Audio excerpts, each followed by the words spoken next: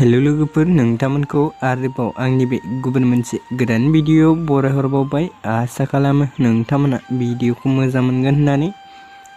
बर'नि फैनो गोनां गोबां आबुं सावथुन आरो बर' एलबामफोरनि बागै मिथिबाय थानो थाखाय नोंथांमोना गिबियावनो आंनि गोदान चेनेलखौ साबस्क्राइब खालामना खाथियावनो थानाय बेलनि आइकनखौबो अलाव प्रेस खालामना लाबानो जाबाय दे लोगोफोर, जाहाथे आंनि गोदान भिडिअनि नटिफिकेशनफोरा नोंथांनियाव थाबैनो सहैदो लोगोफोर।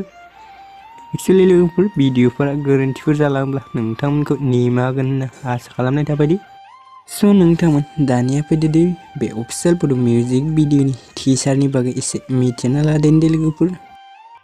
एक्चुअली नोंथांमोना जुदि बे अफिसियेल बड' मिउजिक भिडिअखौ दासिमहालागै जुदि नायाखै, अब्ला आंनि चेनेलनि गेजेरजों नायनो हागोन दे लोगोफोर।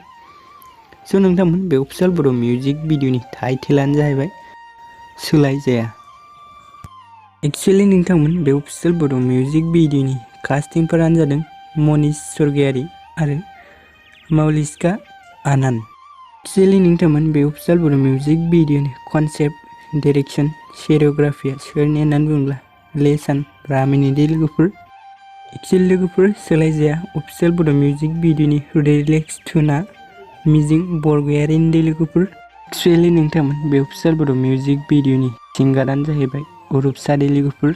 स' नोंथांमोन भिडिअखौ बेखिनिसिम नायनायनि थाखाय नोंथांमोननिसिम रोजा रोजा साबायखर थाबाय दे। गोजोन्थों।